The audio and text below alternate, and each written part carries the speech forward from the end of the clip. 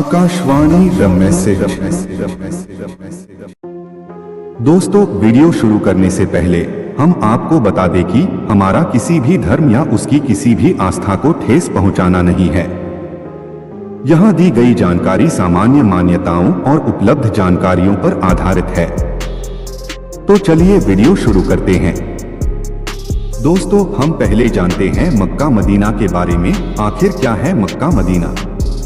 Mecca Medina की आधारशिला आज से 1400 वर्ष पूर्व पैगंबर साहब के द्वारा रखी गई थी। यह बाहर से चकौर कमरानुमा इमारत दिखाई देती है, जिस पर काला लिहाफ चढ़ा हुआ है। इसके चारों तरफ मस्जिद बनी हुई है, जिसमें हज के लिए आने वाले सभी मुस्लिम अल्लाह की इबादत करते हैं और अपने गुनाह की माफी मांगते हैं। मक्का में पैगंबर साहब के चरणों के चिन्ह भी मौजूद है, जिनको भक्तों के दर्शन के लिए रखा गया है। सभी वहां जाकर इनके दर्शन करते हैं और अपने आप को धन्य समझते हैं।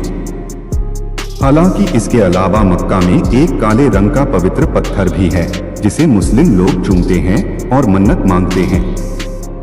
जानकारी के लिए बता दें कि मक्का में एक कुआं भी है और इस कुएं का पानी कभी नहीं सूखता है। जायरीनों के लिए 24 घंटे इस कुएं से पानी निकाला जाता है। इस पानी को बहुत ही पवित्र माना जाता है और इसका उपयोग विभिन्न कामों में किया जाता है। अब बात करते हैं मक्का काबा में विराजित प्रसिद्ध मक्केश्वर महादेव शिवलिंग की। आखिर क्या सच्चाई है मक्का में उपस्थित मक्केश्वर महादेव शिवलिंग की? मक्का में क्या है, काबा या फिर भगवान शिव? काबा अरब का प्राचीन मंदिर है जो मक्का शहर में है। विक्रम की प्रथम शताब्दी के आरंभ में रोम के इतिहास लेखक दियोद्रस सलस लिखते हैं कि यहाँ इस देश में एक मंदिर है जो अरबों का अत्यंत पूजनीय है। इस कथन से इस बात को बल मिलता है कि काबा और भगवान शिव का कोई न कोई प्राचीन जुड़ाव जरूर है। पूरा विश्व आज काबा के सच को जानने को उत्सुक है, किंतु वर्तमान परिदृश्य में काबा में गैर इस्लामिक या कहे कि गैर मुस्लिम का जाना प्रतिबंधित है। इस कारण काबा के अंदर क्या है और इसके पीछे के सच का बहुत खुलासा आज तक नहीं हो पाया है। इस्लामिक मान्यता से इतर काबा शरीफ का इतिहास संपूर्ण विश्व, क्या खुद भारत के लोग ही यह कटु सत्य स्वीकार नहीं कर सकते कि इस्लाम ने हिंदू की आस्था माने जाने वाले असंख्य मंदिर तोड़े हैं और उनके स्थान पर उसी मंदिर के अवशेष से मस्जिदों का निर्माण करवाया। मक्का के इतिहास के बारे इसी बात से पता चलता है कि इस्लामिक विध्वंसक गतिविधियां इतनी प्रचंडता के साथ की जाती थी कि तक्षशिला विश्वविद्यालय और सोमनाथ मंदिर विध्वंस किए गए, तो भारत से हजारों किलोमीटर दूर काबा और मक्का में क्या हुआ होगा, इसके बारे में कह पाना बिना अध्ययन के बहुत उचित नहीं होगा। इस्लाम की नींव इस आधार पर रखी गई कि दूसरों के धर्म का अनादर करने और उनको नेस्तनाबूद और पवित्र स्थलों को खंडित कर वहां मस्जिद और मकबरों का निर्माण किया जाए। इस काम में बाधा डालने वाले जो लोग भी सामने आए, उन लोगों को मौत के घाट उतार दिया जाए, भले ही वे लोग मुस्लिमों को परेशान न करते हों। मोहम्मद साहब और मुसलमानों के हमले से मक्का और मदीना के आसपास का पूरा इतिहास बदल दिया गया। इस्लाम एक तलवार पे बना धर्म था, है और रहेगा, और इसका अंत भी उससे ही होगा। मुसलमानों के सबसे बड़े तीर्थ मक्का में मक्केश्वर महादेव का मंदिर था। वहां काले पत्थर का विशाल शिवलिंग था जो खंडित अवस्था में अब भी वहां है।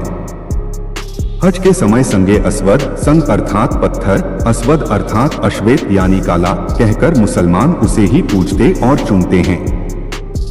काबा में शिव और मक्का मदीना का रहस्य। द्वारिका शारदा पीठाधीश्वर शंकराचार्य स्वामी स्वरूपानंद सरस्वती का मानना है कि मक्का में मक्केश्वर महादेव मंदिर है। मोहम्मद साहब भी शैव थे, इसलिए वे मक्केश्वर महादेव को मानते थे। एक बार वहां के लोगों ने बुद्ध की मूर्ति लगाई थी, वह इसके बहुत विरोधी थे। अरब में मोहम्मद पैगंबर से पूर्व शिवलिंग को लात कहा जाता था। मक्का के काबा में जिस काले पत्थर की उपासना की जाती रही है, भविष्य पुराण में उसका उल्लेख मक्केश्वर के रूप में हुआ है। इस्लाम के प्रसार से पहले इजराइल और अन्य यहूदियों द्वारा इसकी पूजा किए जाने के स्पष्ट प्रमाण मिले हैं।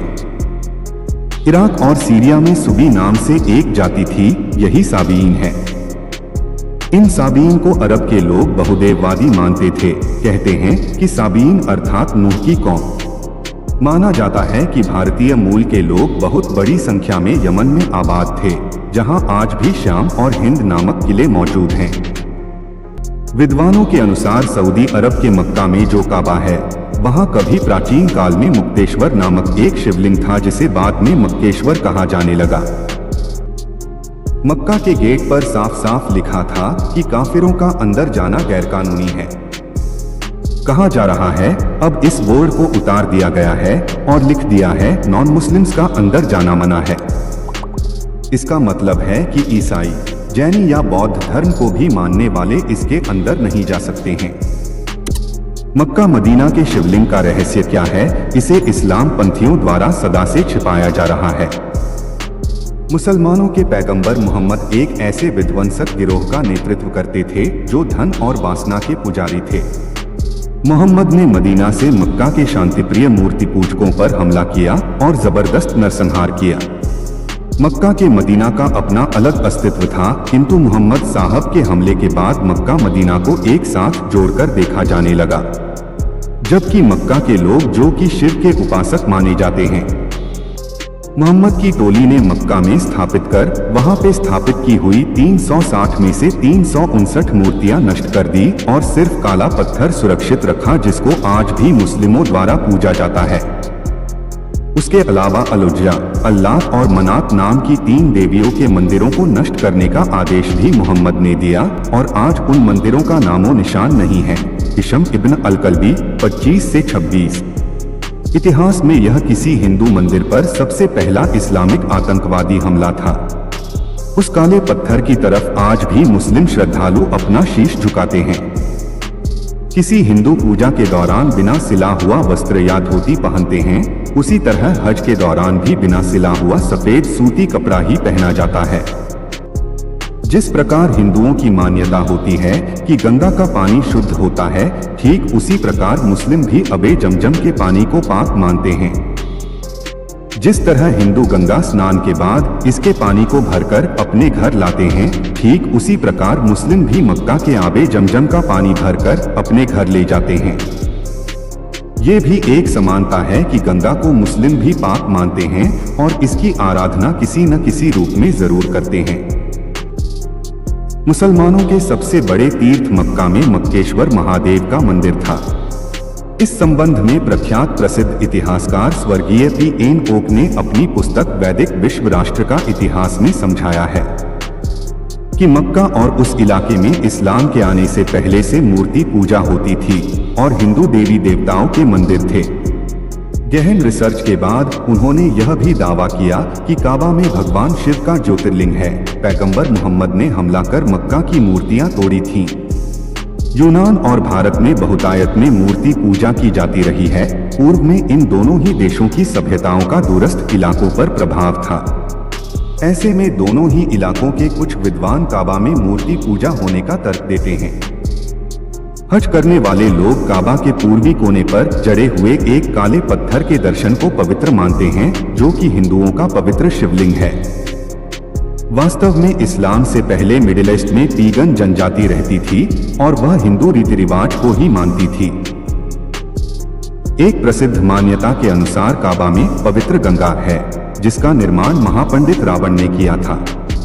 रावण शिव भक्त था। वह शिव के साथ गंगा और चंद्रमा के महत्व को समझता था और यह जानता था कि कभी शिव को गंगा से अलग नहीं किया जा सकता। जहां भी शिव होंगे, पवित्र गंगा की अवधारणा निश्चित ही मौजूद होती है। काबा के पास भी एक पवित्र झरना पाया जाता है। इसका पानी भी पवित्र माना जाता है। इस्लामिक काल से पहले भी इसे पवित्र आबे जमजम ही माना जाता था। रावण की तपस्या से प्रसन्न होकर भगवान शिव ने रावण को एक शिवलिंग प्रदान किया, जिसे लंका में स्थापित करने को कहा और बाद में जब रावण आकाश मार्ग से लंका की ओर जा रहे थे, तब रास्ते में कुछ ऐसे हालत बनते हैं कि रावण को शिवलिंग धरती पर रखना पड़ता है। वह दोबारा शिवलिंग को उठाने की कोशिश करता है, पर खूब प्रयत्न करने पर भी लिंग उस स्थान से हिलता नहीं है। पंडितों के अनुसार यह स्थान वर्तमान में सऊदी अरब के मक्का नामक स्थान पर स्थित है। सऊदी अरब के पास ही यमन नामक राज्य भी है, जहां श्री कृष्ण ने काल्यवन नामक राक्षस का विनाश किया था, जिसका जिक्र श्रीमद् भगवत पुराण में भी आता है। पहले राजा भोज ने मक्का में जाकर वहां स्थित प्रसिद्ध शिवलिंग मक्केश्वर महादेव का पूजन किया था। इसका वर्णन भविष्य पुराण में इस प्रकार है।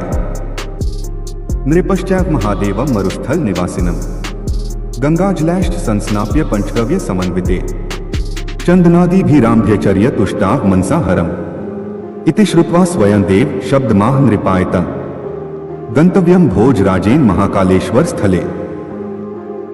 दोस्तों, अगर आपको ये वीडियो अच्छा लगे तो वीडियो को लाइक और शेयर करें और चैनल को सब्सक्राइब करें और हाँ, घंटी को बजाना ना भूलें, जिससे आपको हमारी आगे आने वाली वीडियो का पता चलता रहे।